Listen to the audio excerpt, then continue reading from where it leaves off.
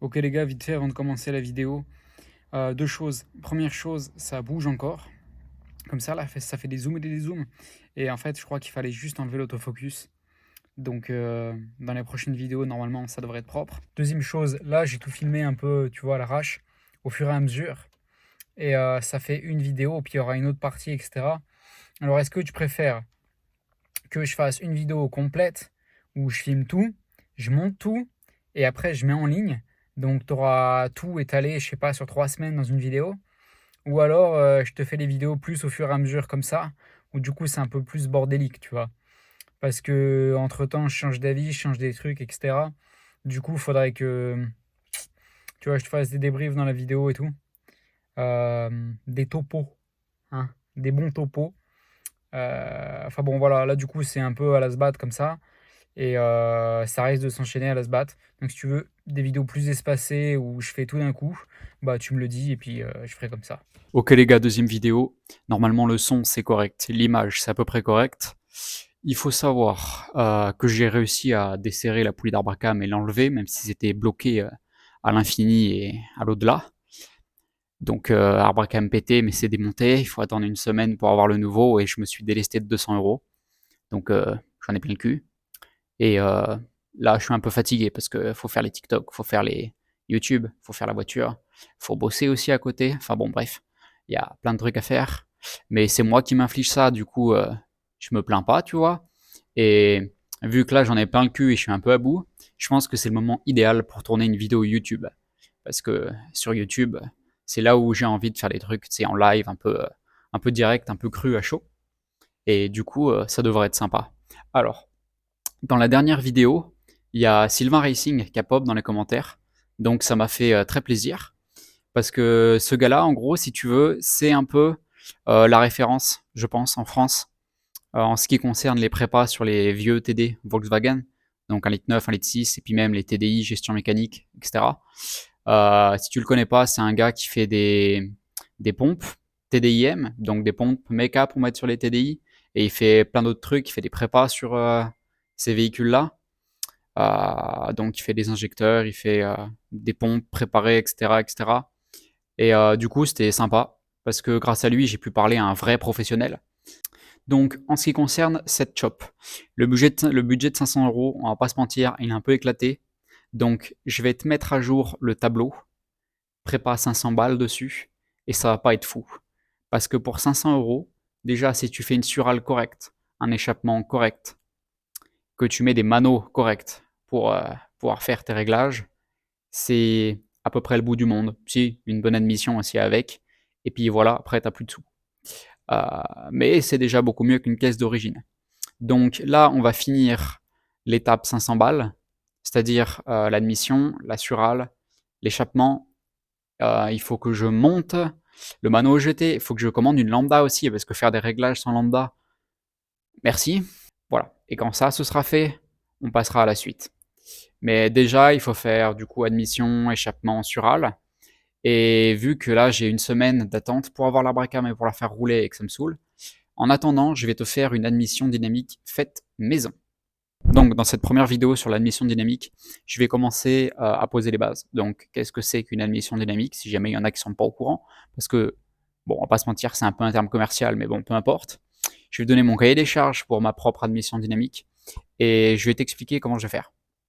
Et peut-être que je te montrerai si c'est chaud, parce que j'aimerais bien mettre la vidéo aujourd'hui, un peu ce que j'ai fait sur le PC.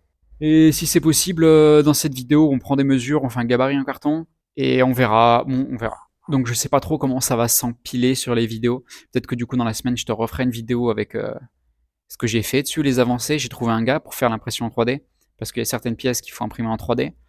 Euh, L'admission dynamique, grosso modo, tu as une boîte à air très bien isolée, souvent en carbone, avec un filtre de type cône, la plupart du temps à l'intérieur, coton ou mousse, ce qui fait que l'air passe beaucoup plus facilement qu'à travers un filtre papier. Et cette admission, elle vient prendre sa source d'air directement sur la face avant du véhicule. Donc, mon cahier des charges. Je veux évidemment que l'admission respecte ces conditions, donc très bien isolée, prise d'air en façade, filtre très peu restrictif. Je veux aussi pouvoir changer le filtre à l'intérieur, donc le démonter pour le nettoyer, mais je veux aussi pouvoir changer de filtre, changer de modèle de filtre. Donc je vais partir sur des dimensions assez standards. Ça permettra d'essayer différents filtres et de voir ce qui se passe. J'aimerais pouvoir aussi la monter dans les deux sens pour voir ce qui se passe. Au niveau du cahier des charges, il me semble que c'est à peu près tout en fait, hein, c'est pas bien compliqué. Si, aussi, il faut que ça rentre dans la baie moteur à la place de la boîte à air d'origine.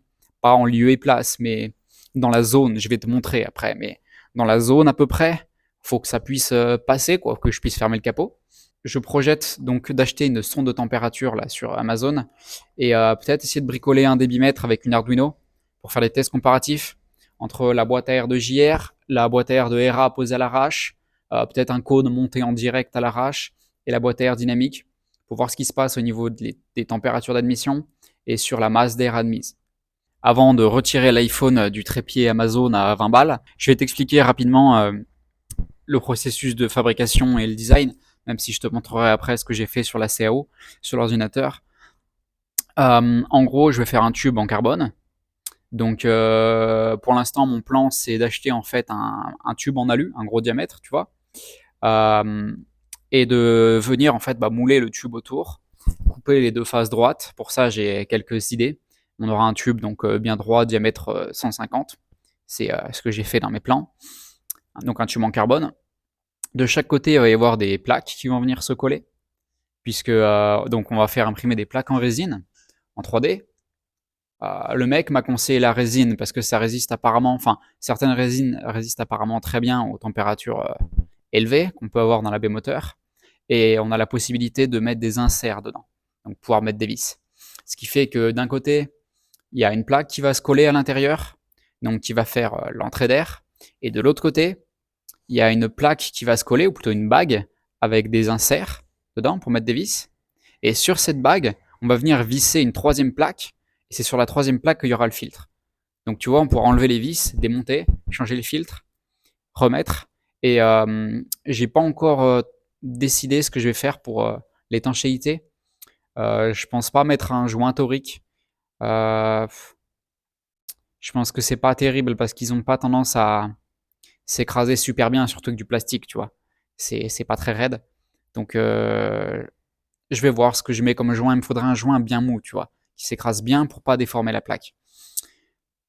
Et grosso modo, ça va être ça. Pour la fixation, je pensais mettre un... J'ai trouvé plein de types de gros colliers qu'on pourrait mettre autour.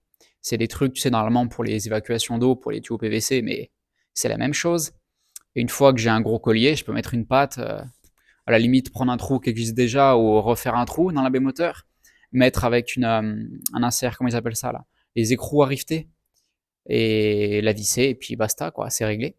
En fait, pour la boîte, j'ai prévu une longueur de 150.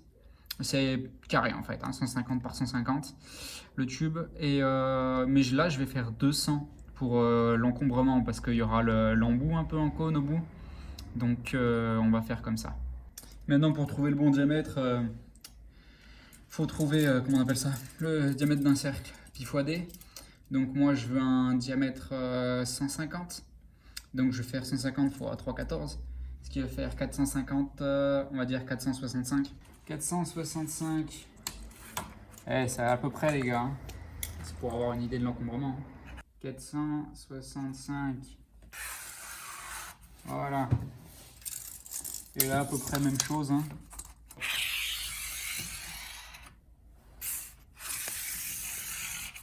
Allez, vendu. Pas beau, hein. Tant pis.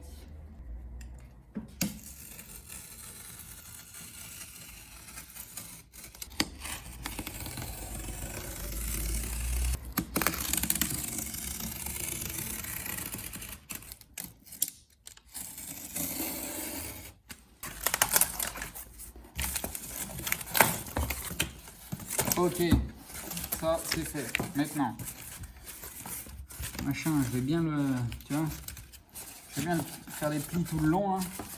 Comme ça ressemblera pas à un truc, comment dire, avec des facettes.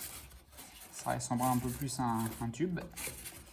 Tiens, on va même regarder ce que ça donne avec la durite d'origine.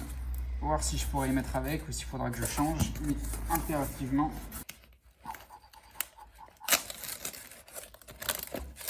Ok Manu, c'est horrible, enfin, c'est horrible, j'ai honte. J'ai honte. Ouais bah écoute, hein, j'étais pas très fort en travaux manuels. Donc là normalement, si je suis pas trop un trou du cul, ce que je ne garantis pas, bon ça fait 210, et écoute, c'est pas plus mal, ça me laissera plus de place sur le logiciel. Et ça fait bien 150, bon, bah, c'est pas rond mais c'est bien un diamètre 150, donc les calculs de tête d'usineur c'est pas mal quand même. Bon, je te fais un passage un peu cracra avec l'appli native de l'iPhone parce que j'arrive pas à régler la lumière là. Du coup, j'utilise le flash du téléphone. En gros, tu vois, là on est large. On pourrait presque même essayer de faire passer un diamètre plus gros. Je me rendais pas bien compte avant, genre 180 ou 200. Ça permettrait d'avoir un plus gros filtre à air. Mais on va déjà voir comment ça donne avec ça. Et après, on fait en sorte. Deuxième bonne nouvelle, vu que le diamètre n'est pas bien gros, alors là, c'est un peu plus long que la longueur finale. Mais tu vois que je vais pouvoir y monter avec la durée d'origine. Sachant que même s'il y a le... En fait, parce que l'intérêt là, c'est qu'il y a le dégazage et il y a la soupape de décharge. De toute façon, bon, la soupape de décharge est bloquée. Et le dégazage, je peux mettre une catch can. Mais ça veut dire qu'en attendant, je peux utiliser cette durite d'origine. Donc ça, c'est pas mal. Ça fera un peu moins de boulot à faire, on va dire, en même temps. Puisque je pourrais commencer avec ça. Parce que du coup, là, je tombe comme ça, tu vois, si je me mets sur la durite d'origine. Ce qui fait que là, tu vois, il me reste de la place pour faire un virage et aller chercher en bas. En plus, à savoir que là, c'est un peu plus long que la boîte à air finale, puisqu'il faudra enlever 50 mm, même 60, parce que le carton, là, il fait 210. Et au bout, il va y avoir une forme de cône, tu vois. Donc ça prendra encore moins de place, et je vais pouvoir faire un beau virage et aller chercher l'air en façade. Et ça, c'est parfait. Ok, alors je reprends sur le PC, dans Fusion 360. Là, j'ai modélisé le fameux tube. Donc tube carbone avec le scotch jaune tuning autour. Donc j'ai considéré que ça faisait 1 mm d'épais. On verra par la suite, mais c'est sans importance. Bref, toujours est-il qu'on a le tube. Et j'attends la fabrication du tube pour pouvoir terminer les autres modèles, puisque ça va déterminer certaines choses. Ici, on a l'entrée. Donc, bon, bah voilà, hein, une portée pour mettre un bois. Puis là, c'est la portée qui va venir se coller à l'intérieur du tube. Donc évidemment, j'attends la fin de la fabrication du tube pour avoir le diamètre exact, on va dire, et fabriquer la portée un peu plus grosse.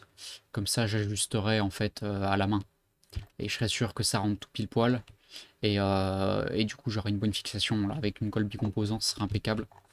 Et je mettrai un petit épaulement aussi là, pour être sûr que je le mette pas en travers. Ce serait une bonne idée. D'ailleurs, reste à trouver un moyen de couper le tube droit, en fait, hein. Donc de venir couper les faces perpendiculaires à l'axe du tube. Ça, on verra, j'ai 2-3 idées. Donc voilà, petite entrée. Il y aura peut-être une révision là pour avoir l'angle en fait qui couvre la totalité là. On a ici la bague de fixation, donc cette portée qui vient se coller à l'intérieur du tube. Au début, j'avais mis cette partie là avec les vis et les fixations à l'intérieur. Le problème, c'est que ça réduisait grandement le diamètre intérieur et la taille des filtres qu'on pouvait mettre dedans. Du coup, bah voilà, je l'ai mis à l'extérieur, ça fait un peu plus d'encombrement, mais comme j'ai montré à la place, ça va aller. Ici, j'ai mis une gorge là pour mettre un joint torique, alors que j'ai trouvé des joints toriques. Normalement, il y a des règles de conception, tu peux aller voir sur internet. Ça se trouve assez facilement, tu as des tableaux et tout. Parce que les joints, il faut les écraser. Théorie. Après, là, comme c'est de la résine, tu vois, là, la plaque qui va venir dessus, elle est pas très rigide, hein. C'est 2000 d'épais, je crois, un truc comme ça, ou 3, je ne me rappelle plus. C'est pas terrible. Donc le joint il sera sûrement pas écrasé. Enfin, je sais pas trop encore comment je vais faire. Je vais peut-être changer de joint, j'en sais rien. On va voir comment ça donne. En tout cas, j'ai mis 8 trous pour 8 vis tout autour. De manière à avoir quelque chose d'assez uniforme. Tu vois que la plaque là, elle se torte pas dans tous les sens. Tu vois, si j'avais mis que 3 vis, laisse tomber. J'en ai mis 8. Je pense que ça devrait le faire. Alors, donc, partie intérieure. Ici, donc la portée qui vient se coller dans le tube. Ça vient se visser dessus. Ça, c'est la partie intérieure. Donc là, on va mettre le filtre bien isolé. Et ici, il faut rajouter la sortie, hein, la boîte à air, tout simplement. Donc bon, là je mettrai une sortie diamètre d'origine pour utiliser la durée d'origine de manière temporaire. Alors évidemment, une fois que j'ai fabriqué ce tube, que j'ai collé ça dedans, cette plaque-là, je peux très bien en faire imprimer une autre avec d'autres diamètres, etc. Donc je pourrais modifier, on va dire, le diamètre du filtre et le diamètre de sortie à ma guise à moindre coût.